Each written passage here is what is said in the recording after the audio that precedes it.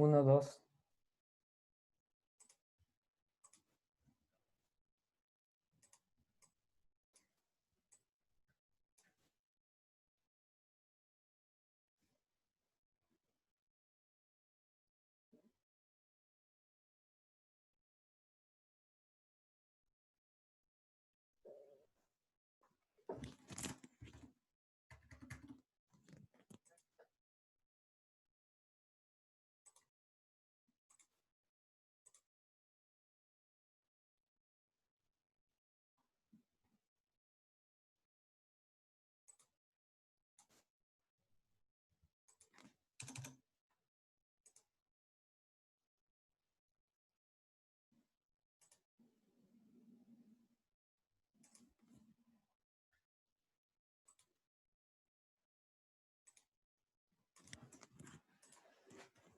Hola, ¿cómo están? Bueno, esperemos que vayan llegando.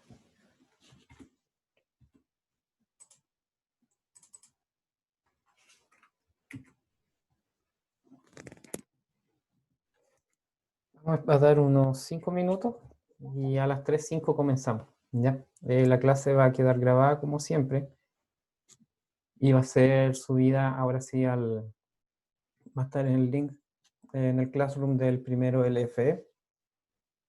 Acuérdense que tienen que ir creando sus cuentas de correo institucionales. Yo ya les envié el link para que ingresen al Classroom, de hecho se los voy a mostrar acá.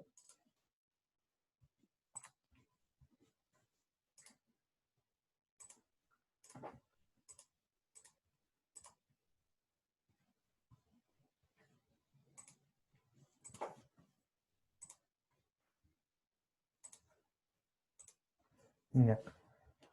Bien, acá está el Classroom, tengo el de historia del primero LFE, que hay hasta ahora 3 alumnos. Yo les envié a ustedes la invitación a sus correos institucionales.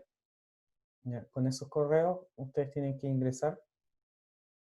Fíjense siempre de revisar si están usando Chrome en su computador, que acá arriba, por ejemplo ahí donde está la M, ustedes estén logueados en el Chrome con su cuenta institucional, la cuenta que es @daemlaja.cl. Ustedes se fijan, yo estoy aquí con mi cuenta, que es mauricio.azocar@daemlaja.cl. ¿Ya? Yo estoy logueado en Chrome, ahí con mi cuenta institucional, por eso puedo entrar a los Classroom, ver mi correo institucional y todo eso. ¿Ya? Uno puede tener varias cuentas activas, por ejemplo ahí está mi cuenta personal. Entonces fíjense muy bien en eso cuando intenten ingresar al Classroom, porque si están logueados con su correo personal que usan para su asunto que no tienen que ver con el colegio, probablemente no puedan ingresar. ¿Ya? Así que es muy importante que se fijen en eso, si están en su computador, que el Chrome tenga iniciada la sesión con su cuenta que es @daemlaja.cl. Así van a poder ingresar en el Classroom. Aquí en el Classroom yo les generé ya la tarea, que es la guía número 5. Ustedes tienen que ingresar en ella. Les va a dar la posibilidad de enviar la tarea de vuelta, de entregarla. Y ahí les va a dejar subir un archivo adjunto. Pueden subir el Word si es que han estado trabajando directamente en el computador. Si han estado trabajando en papel o han estado trabajando en su cuaderno, pueden tomarle una fotografía y adjuntarla acá cuando suban la tarea. Acuérdense que todas las guías del segundo semestre van a ser evaluadas y las guías son con carácter obligatorio. Así que a partir de la guía que viene ahora en adelante, las guías tienen puntaje, las preguntas también tienen puntaje. Así que es muy importante que ustedes vayan desarrollando las guías y las vayan subiendo acá al Classroom de la asignatura. ¿Ya? Eso es fundamental. Si ustedes están trabajando en papel y quieren entregar el portafolio en papel a fin de año, no hay ningún problema, pero lo que nosotros recomendamos es que las vayan subiendo acá al Classroom, porque de esa forma nosotros podemos ir revisando. Puedo revisar, por ejemplo, si todos suben esta semana la guía 5, la puedo revisar y ustedes ya van a saber el puntaje que tienen en ella y por lo tanto ya se van a ir haciendo una idea más o menos de cómo va su evaluación en la asignatura. En cambio, si ustedes entregan el portafolio en papel a fin de año, ahí la revisión la vamos a tener que realizar ya en una eventual vuelta a clase, o si es que no volvemos a clase durante todo el año, las tendríamos que estar revisando ya, por ejemplo, en diciembre quizás, el del segundo semestre. En cambio, si ustedes las van subiendo acá al Classroom, tienen la ventaja de que van a ir conociendo sus puntajes, van a ir conociendo cómo van avanzando, ¿ya? Entonces después no se van a llevar una sorpresa en cuanto a su nota final. ¿Cuáles son las alternativas que tienen para subir la tarea? La pueden subir, como les decía antes, si están trabajando directamente en Word, en la guía, en su computador, pueden subir el archivo de Word. Si alguien la está trabajando en papel, pero tiene acceso a Internet, le puede sacar una fotografía y subir la guía. Si alguien está trabajando en su cuaderno, puede subir las fotografías del desarrollo y así vamos avanzando mucho más rápido y se va revisando sin ningún problema, ¿ya? No sé si tienen alguna consulta antes de que comencemos. Lo que les recomiendo ahora a todos y a todas es que tengan a mano su guía, porque vamos a ir viendo cada una de las preguntas, vamos a ir viendo las respuestas, ¿ya? Les voy a ir dando una idea de qué es lo que debería estar en cada una de ellas. A diferencia del primer semestre, ahora en el segundo semestre no se va a ir subiendo la pauta. Por lo tanto, ustedes, para querer saber cómo les fue, van a tener que enviar la guía a sus profesores y profesoras para que sean revisados. ¿Ya? No sé si tienen alguna consulta sobre el tema del Classroom antes de que comencemos ya de lleno con lo que es la guía. La que correspondía a la semana del 3 al 7 de agosto. ¿Ya? Esa guía tienen que subirla, van a tener plazo hasta el 28 de agosto, ya porque como estamos empezando recién con este sistema, se entiende que los primeros días, las primeras semanas, puede ser un poco más lento, ¿ya? Así que hay plazo hasta el 28 de agosto para subir la guía número 5. La pueden subir a través de Word, fotografía, o si tienen escáner pueden escanearla, no hay ningún problema. En el caso de la fotografía y el escáner, lo importante es que estén las respuestas, ¿ya? No es necesario que escaneen toda la guía, sino que solamente la parte que corresponde a la respuesta. Y después cuando ustedes lo suben como tarea, cuando responden a la tarea que está acá asignada en el Classroom, a mí me llega el recibo de quién lo subió y puedo revisarla ahí mismo, le puedo colocar comentario incluso ahí en la guía y le mando de vuelta su puntaje, ¿ya? Así que es muy importante que vayan activando sus correos que son @daemlaja.cl y en ellos van a poder encontrar los links para ingresar a los distintos Classrooms dependiendo de la asignatura. Es muy importante que estén logueados con su cuenta que es @daemlaja.cl para que puedan ingresar a su Gmail institucional y también al Google Classroom, ¿ya? Y ahora vamos a partir con la revisión. Las guías del primer semestre, ustedes las pueden, hay dos alternativas. Las pueden entregar presencialmente en el liceo, se va a comenzar a partir de mañana. Pueden llevar las carpetas si es que las trabajaron en papel, identificar claramente la asignatura y el curso, ¿ya? Por ejemplo, primero LF, historia.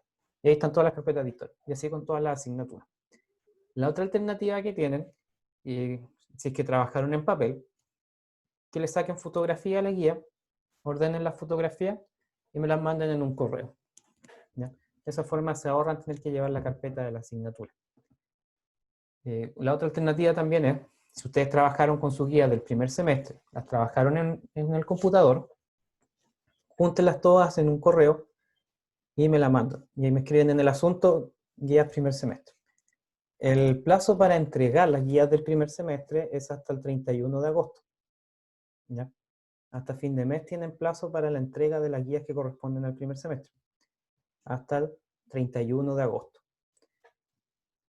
Desde mañana, desde el 14 de agosto hasta el 31. Si alguna persona tiene duda sobre la guía, si es que le falta alguna, por ejemplo, no la encuentra, comuníquese conmigo. Ya yo les puedo ir ayudando para que las vayamos ordenando.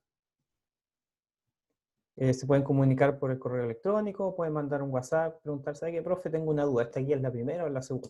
Por ejemplo, porque hay un enredo con los números de la guía, ¿ya? ¿Cuáles son las que se consideran desde el 27 de abril en adelante? Eso es lo que tiene que estar en su portafolio del primer semestre, ¿ya? Por lo tanto, son 4 guías de trabajo las que tienen que estar ahí. La participación en las evaluaciones, esa la tengo yo registrada porque ustedes la hicieron a través de internet la mayoría, y tenemos el registro de ese trabajo que ustedes realizaron. Así que no sé si hay alguna otra consulta con el tema del primer semestre. Ustedes también pueden enviarlo en digital, el portafolio del primer semestre, no hay ningún problema. Ustedes lo envían a mi correo institucional, que se lo voy a escribir en el chat.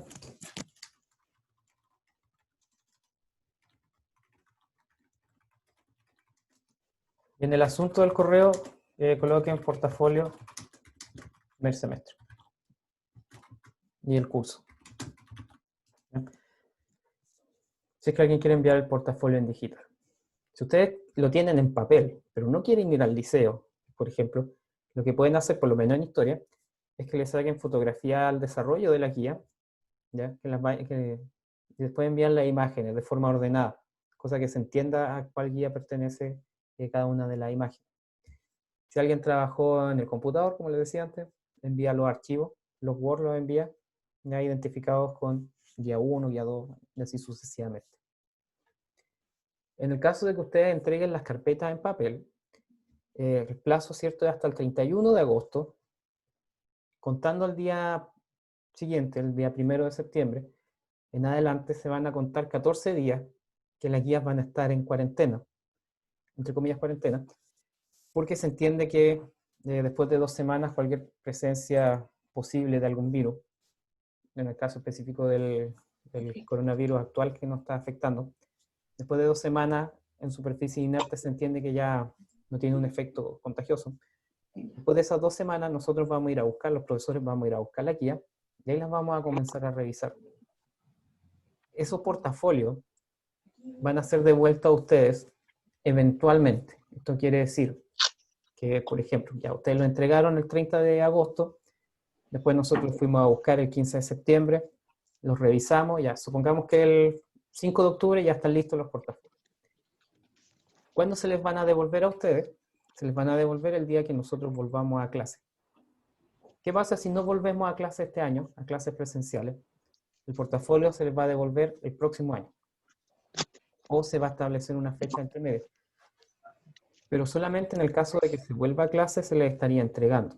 En el caso que no se vuelva a clase, sería más complejo. Quizás podríamos establecer, por ejemplo, yo podría establecer como profesor de historia, establecer ya, el día lunes yo voy a estar entregándolos del primero LFE, por ejemplo.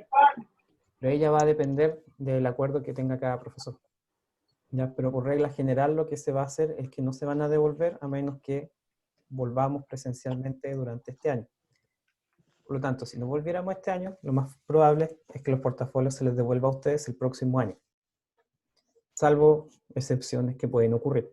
Por eso lo que les recomiendo, si es que tienen el portafolio armado en papel y tienen teléfono o en su casa tienen algún escáner, traten de digitalizarlo.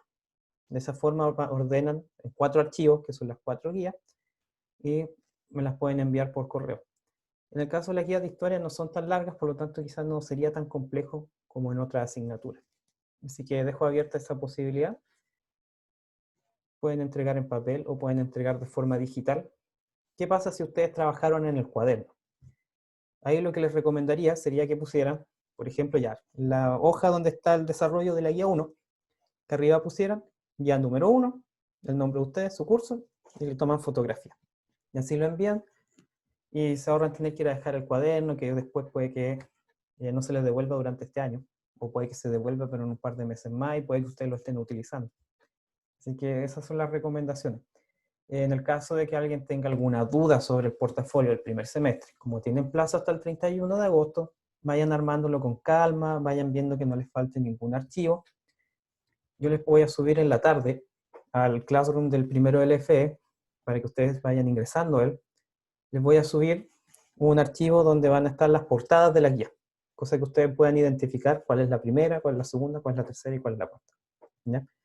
Si alguien tiene alguna duda, lo puede hacer a través del Classroom, puede mandarme un correo electrónico o puede contactarme por WhatsApp. No hay ningún problema, porque la idea es que nosotros los ayudemos a ustedes a que vayan armando su portafolio.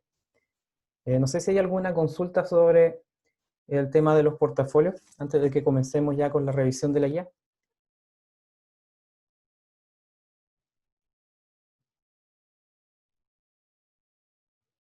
¿No hay duda? Bueno, así que Profe, creo que la guía ya la revisamos. la guía ya la revisamos.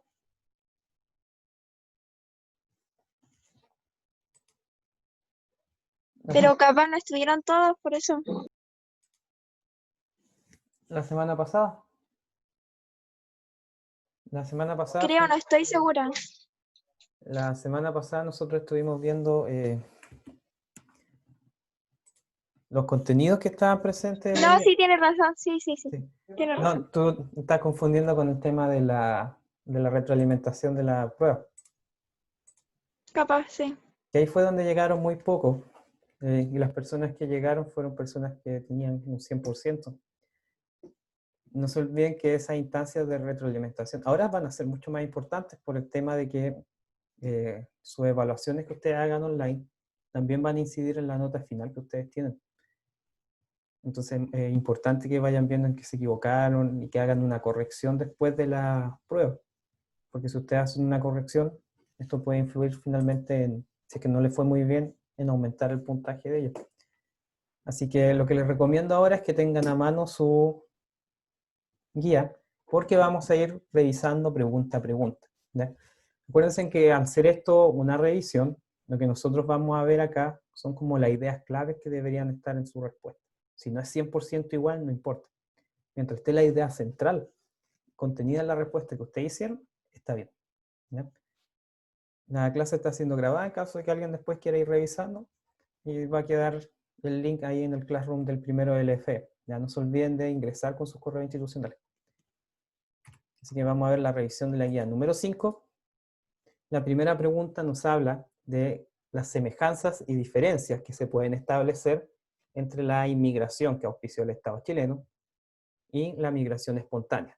La migración que auspicia el Estado de Chile consiste principalmente en que el gobierno chileno durante el siglo XIX instaló oficinas en Alemania donde se reclutaban familias para que se vinieran a vivir acá. Normalmente eran familias de clase trabajadora, eran personas de esfuerzo, personas que se sabían que al llegar acá iban a trabajar y iban a desarrollar, por ejemplo, una industria ganadera en la zona sur de Chile. Y por eso es que el Estado les entregaba hectáreas de terreno a ellos. Por el otro lado, el otro tipo de migración, la que es de carácter espontánea, es una migración que está relacionada con las personas, que ellas, por sus propios medios, se vienen a nuestro país. Nadie los invita, no se les van a entregar tierras, ellos vienen a probar suerte a Chile, ¿ya? Por lo tanto, ¿cuáles son las semejanzas de la migración ordenada, esta migración que el Estado incentiva a que las personas vengan, y la migración por el otro lado, de personas que vienen por sus propios medios? Las semejanzas son que se van a dedicar principalmente a actividades muy similares, como es el comercio. O sea, cerrar la ventana de nosotros. Como es el comercio. Ahí sí. Como es el comercio, la industria, la ganadería, la agricultura, entre otras actividades. Más adelante vamos a ver en una de las preguntas a qué se dedicaban las personas que provenían de Alemania, por ejemplo, de Inglaterra. Acá no es necesario que lo especifiquen, solamente tienen que mencionar en qué se parecen, en qué se van a dedicar ciertas actividades similares, como el comercio, la industria, la ganadería, la agricultura. ¿Y cuáles serían las diferencias principales? Los intereses económicos y aspiraciones, ¿cierto? Porque algunos se van a instalar en zonas que ya estaban desarrolladas, en zonas que ya estaban pobladas, como es, por ejemplo, los migrantes que van a llegar a Valparaíso, que se van a dedicar al comercio, o a Santiago, que se van a dedicar a la industria. Ellos llegan a territorios que ya estaban consolidados. En cambio, hay otros migrantes, por ejemplo, los alemanes que van a llegar a la zona sur de Chile, ellos van a llegar a colonizar esos territorios, territorios en los cuales no vivía el hombre occidental, donde no había desarrollo económico ni industrial. Y una de las principales diferencias también es el tema de que los alemanes van a ser utilizados, por eso es que se les va a invitar a que vengan a nuestro país para que colonicen y ejerzan soberanía en territorios que eran despoblados. Si ustedes se acuerdan lo que estuvimos viendo en una de las primeras semanas, después de agosto en adelante, la primera semana de agosto, nosotros estuvimos viendo el tema de que habían tierras que no estaban habitadas. Entonces, por ejemplo, entre Concepción y Valdivia eran territorios donde vivía el pueblo mapuche, pero no había fundación de ciudades ni presencia del Estado chileno. Era tierra principalmente que pertenecía a este pueblo indígena.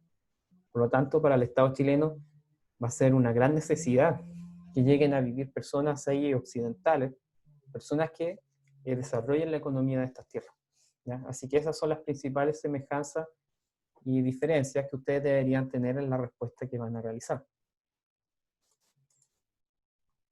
En la segunda pregunta se nos pregunta cuáles eran las actividades económicas a las cuales se dedicaban los inmigrantes que van a llegar durante el siglo XIX a nuestro país. De acá yo hice un cuadro en el cual aparecen el país de origen y la actividad económica a la cual ellos se dedicaban. En la respuesta que ustedes vayan a hacer no es necesario que ustedes realicen este cuadro, con tal que coloquen alemanes se dedicaban a esto, croatas a esto, italianos a esto, Reino Unido se dedican a comercio y a la industria. Eso es lo fundamental, que ustedes vayan identificando qué actividades eran de las personas que provenían de un país u de otro. Como en el ejemplo que les tengo acá, en el caso de Alemania, ellos se van a dedicar principalmente a la industria ganadera, a la crianza de animales, a la agricultura y a la industria. Si ustedes ven la zona de Valdivia y sus alrededores, hasta el día de hoy hay una presencia muy fuerte de migrantes alemanes, sobre todo en el tema relacionado con la industria cervecera en Alemania, en Valdivia, perdón, está muy influenciada por el conocimiento técnico, la tecnología que ellos traían desde Alemania y la tradición cervecera, por supuesto. En el caso de los croatas, ellos se van a dedicar principalmente a la minería. Acuérdense que llegan a la zona norte, en Iquique, relacionados con el tema del salitre. En la zona austral también van a estar con la minería de oro, una minería más incipiente. En la zona austral también con la ganadería. Y en la zona norte también se van a dedicar al ámbito de la ingeniería, relacionado sobre todo con el ámbito de las minas de salitre. En el caso de los migrantes que provienen de Italia, ellos van a estar más relacionados con el ámbito comercial y con actividades profesionales, es decir, arquitectos, por ejemplo, profesores, abogados, escritores, periodistas, personas que tenían alguna profesión en Italia y que, debido a la necesidad de profesionales que tenía nuestro país, como Chile no tenía universidades, durante gran parte del siglo XIX no habían universidades, era muy difícil encontrar profesionales acá en Chile. Muchos de ellos tenían que venir desde el extranjero. Y en el caso de Reino Unido, ellos van a estar relacionados principalmente al ámbito comercial en la ciudad de Valparaíso, que durante gran parte del siglo XIX el puerto de Valparaíso va a ser considerado como el puerto del Océano Pacífico, una joya del Pacífico, el mayor punto de intercambio comercial del Océano Pacífico en el siglo XIX, va a ser Valparaíso. De ahí van a llegar los ingleses para dedicarse a la actividad comercial, a la actividad financiera y también para instalarse con sus industrias. Así que eso es lo que debería estar en una respuesta que nosotros consideremos correcta en el caso de la número 2. ¿Ya? Pasando a la pregunta número 3, en la cual se nos plantean, aquí hay varios puntos que nosotros tenemos que considerar. En primer lugar, les voy a leer en qué consiste esta pregunta. Analiza la situación de un grupo de inmigrantes en la actualidad en cuanto a su integración, es decir, cómo se han incorporado a la sociedad chilena, cuáles son las condiciones de vida que ellos tienen, por ejemplo, las casas en las que viven, las condiciones en las cuales están ellos habitando acá, en qué trabajan, cuál es el aporte que han hecho culturalmente a nuestro país. Y en segundo lugar, tienen que señalar acciones que el Estado chileno debería realizar para asegurarnos de que ellos se sientan incluidos en nuestra sociedad. ¿Ya? Esos son los dos puntos que tienen que considerar para responder la pregunta número 3. Por un lado, ¿cuál es la situación actual de los inmigrantes que han llegado a nuestro país? Y en segundo lugar, señalar acciones que quizás deberíamos hacer, como que se deberían hacer como Estado chileno, para mejorar las condiciones que ellos tienen y para que sientan que son parte de la sociedad. ¿Ya? Aquí vamos a hacer, dentro de los puntos que hay que considerar que es muy importante en cuanto al país de origen de la persona. Lamentablemente, las condiciones de educación, por ejemplo, que tiene en el ejemplo que les puse acá, entre Alemania y Haití, existe una diferencia abismal, que vamos a ver más adelante con más detalle. Por lo tanto, el país de origen del migrante va a determinar en gran medida la calidad de vida que él o ella va a tener acá en nuestro país. Supongamos que ustedes acá en Chile llegan a cuarto medio, ¿cierto? Salen, entran a la universidad, estudian enfermería, por ejemplo. Ustedes siendo enfermeros o enfermeras, con su título podrían ejercer prácticamente en cualquier país del mundo. No habría muchas complicaciones. Pero piensen en alguien que proviene de quizás Venezuela o de Colombia. Yo he conocido casos personalmente de personas que en Venezuela tenían títulos, por ejemplo, de ingeniero y que no han podido sacar los certificados de estudio, y acá en Chile no se ha reconocido su título y han tenido que trabajar en el fondo en lo que ellos encuentran. ¿Por qué se producen esos problemas? Bueno, principalmente existe un problema diplomático. La embajada, en este caso venezolana, no quiere entregar esos certificados a los venezolanos que llegaron a vivir acá a Chile, porque de esa forma buscan como obligarlos a que vuelvan a su país. Pero en el caso de otros países, como Alemania, el título profesional que ustedes pueden tener allá es reconocido y es válido acá en Chile. Y lo mismo pasa con varias carreras y profesiones que nosotros podemos estudiar acá en Chile, que son reconocidas en el extranjero. Pero ¿qué pasa con personas que provienen de países como Haití? Eso es lo que nosotros vamos a ir viendo ahora. Y eso nos va a permitir entender por qué alguien que viene quizás de Alemania con un título de ingeniero tiene un pasar tan bueno en la vida, y en cambio alguien que viene de Haití tiene una condición de vida muy deplorable y no puede encontrar trabajos que sean estables o que sean bien pagados. ¿En qué se basan estas diferencias y por qué se producen? ¿Ya? En primer lugar, les voy a comentar qué es lo que sucede en el caso de Haití. Esta información está recopilada desde la UNICEF, que es el área de las Naciones Unidas que se encarga de ver el desarrollo de los niños, de defender sus derechos. Y en este estudio que se hace, que esto es actual, es de este año, se calcula que aproximadamente el 80% de la población de Haití es analfabeta, es decir, no saben leer. De 5 millones, de 1 millón de haitianos, 800.000 no saben leer. Y de los niños, es decir, personas que son menores a los 18 años, la mitad solamente va al colegio. Por lo tanto, tenemos una carencia en el ámbito de educación. Y eso es lo que va a hacer que ellos, al llegar acá a Chile, se terminen dedicando principalmente a actividades de carácter informal y muchas veces con contratos que con suerte alcanzan el sueldo mínimo, porque no existe un nivel de estudio detrás de ello. De hecho, la actividad económica principal en Haití está muy relacionada con el tema de la agricultura. Por eso es que acá en Chile, cuando ellos llegaron, se han dedicado principalmente a actividades relacionadas con la agricultura. En cambio, ¿qué es lo que pasa por el otro lado en Alemania? En Alemania, si bien prácticamente toda la población sabe leer, existe un 12% de personas que si bien saben leer, no entienden absolutamente nada de lo que leen. Es decir, el problema que tiene Alemania, a diferencia de Haití, es que su gente sabe leer, pero no comprende mucho lo que lee. ¿Ya? Pero un porcentaje muy pequeño, apenas un 10% de la población.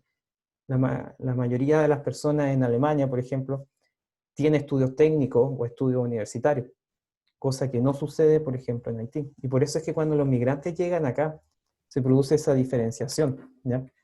En gran parte no es producto de que exista una discriminación por su raza o el país de origen. En gran parte es porque ellos, en su país de origen, no tuvieron una buena educación, no alcanzaron un grado académico, no se desarrollaron profesionalmente. Y por eso al llegar acá a Chile, se dedican a la actividad en las cuales no se requieren competencias mayores. ¿Ya?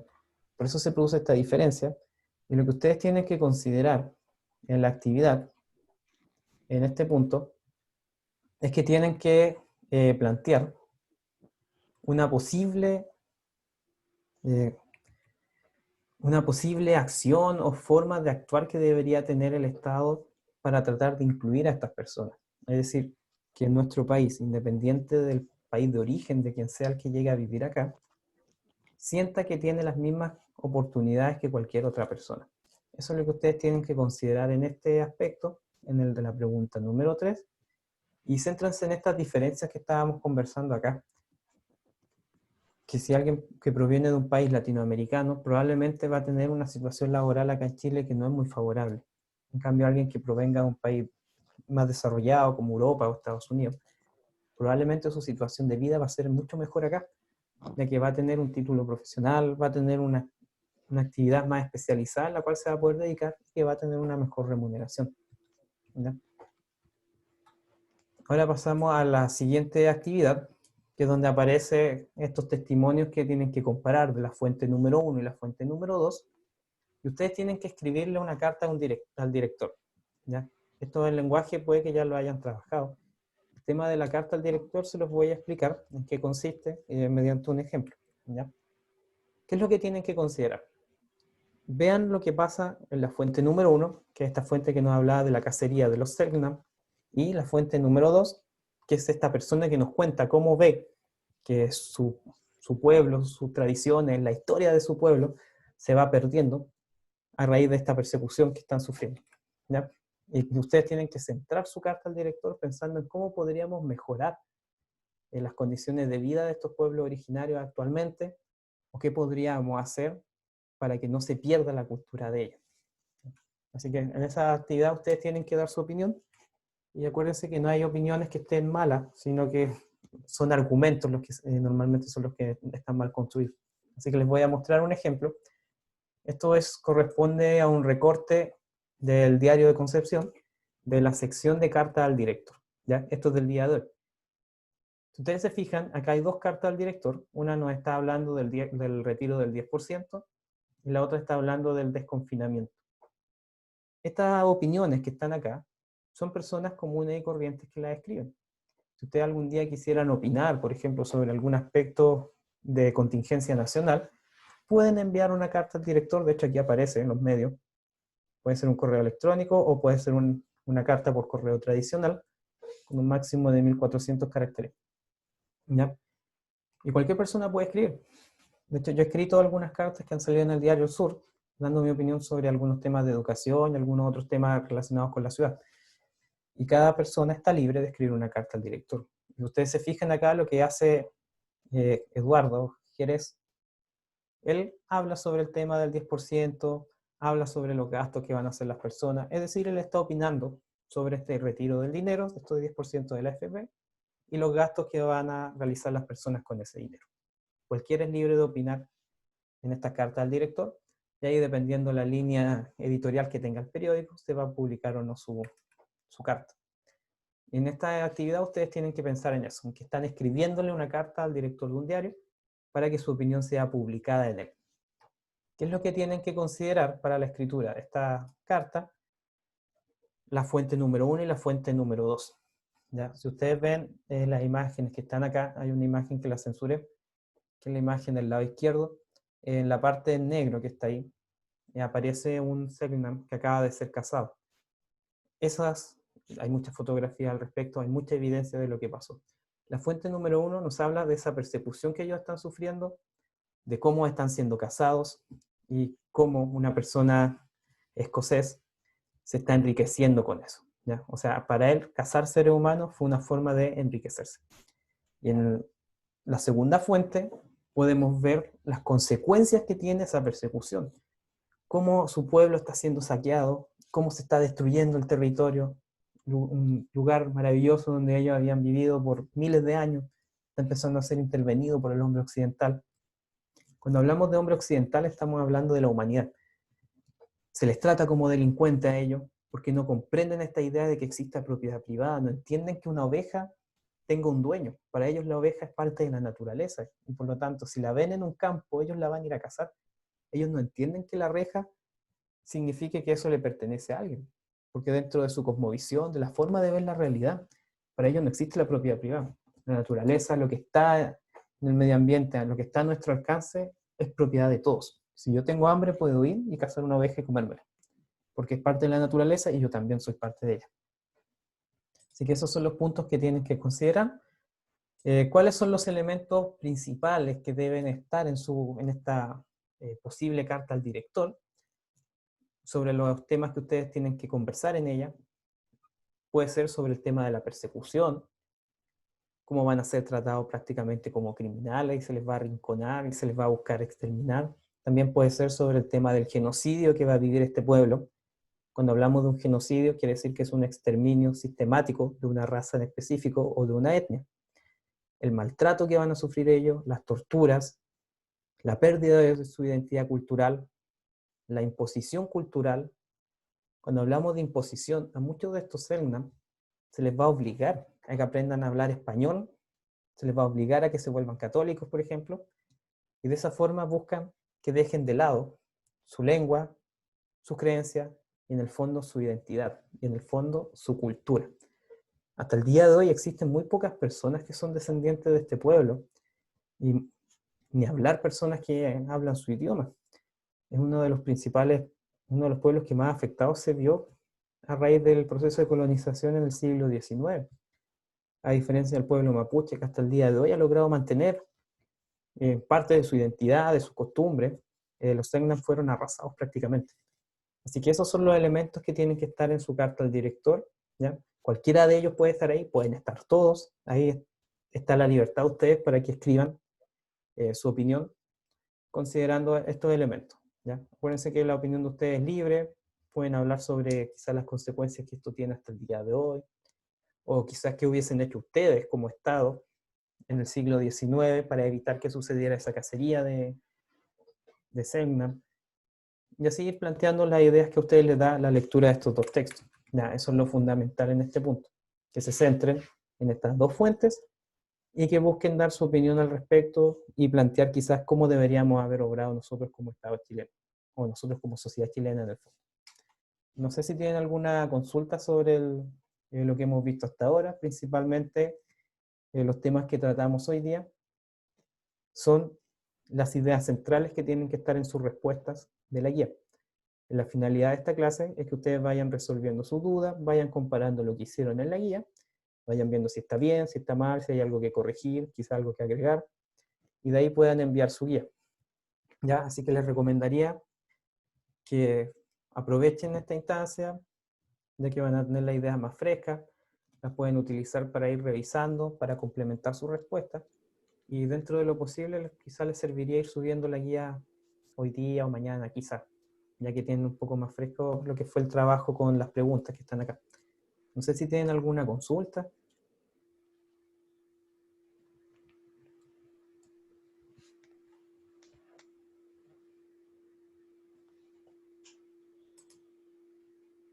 No, no hay consulta. Bueno, ya que no hay consulta, en el tiempo que les queda ahora, les recomiendo que corrijan su guía. Si la trabajaron en el computador, la pueden subir prácticamente de forma inmediata. Para hacerlo tienen que entrar al Classroom y las invitaciones fueron enviadas a su correo electrónico. Así que una vez que ustedes ingresen a su correo del DAEM, en la bandeja de entrada va a aparecer ahí el link para ingresar al Classroom de historia. Ustedes se inscriben en él, después ingresan al Classroom, van a ver la tarea que está ahí, guía 5, van a hacer clic en ella y ahí pueden subir el archivo. ¿Ya?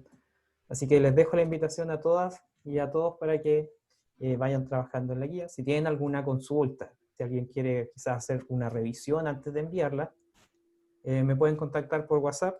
Creo que ustedes tienen mi número. Me pueden decir, ¿sabes qué, profe? Tengo una duda en la respuesta número 1. No sé si estará bien esto. Siento que le falta algo. Me mandan una fotografía de la respuesta. Yo ahí la leo y les puedo decir, no, ¿sabes que está bien? Pero quizás deberías agregar acá el tema de que los que venían por cuenta propia venían como a aventurarse también, no sé. La idea es que su respuesta sea lo más completa posible y así el día que yo se las revise tengan el puntaje máximo y que les vaya bien. ¿Ya? Así que, bueno, si no hay más consultas, les doy las gracias a las personas que se conectaron. No sé si la próxima semana usaremos Zoom o Meet, ahí me lo tienen que comentar ustedes como curso, qué fue lo que me planteó su compañera Yaldia. ¿Ya? Zoom, sí, no hay problema, podemos seguir con Zoom. Recordarle al resto del curso que ojalá se vayan conectando igual, porque aprovechen de hacer esta revisión de la guía antes de enviarla y así la puedan tener con su puntaje máximo, ¿ya? Porque ya no se van a ir subiendo las pautas, así que la revisión la vamos a hacer nosotros los profesores y las profesoras. Así que eso, muchas gracias a las Profe, personas. ¿Sí? para ver la clase de nuevo, ¿cómo lo tengo que hacer? Ya. En primer lugar, ¿tú activaste tu correo del daemlaja.cl? Creo que sí. Ya. Yo en el Classroom del primero LFE les voy a dejar el link al video. También va a estar en mi canal de YouTube. No sé si han entrado adelante. Sí, sí, entra. Gracias. También le puedo mandar el link a Yaldia. Así que no hay problema. Terminando ahora lo voy a subir y apenas está listo les mando el link. ¿Ya?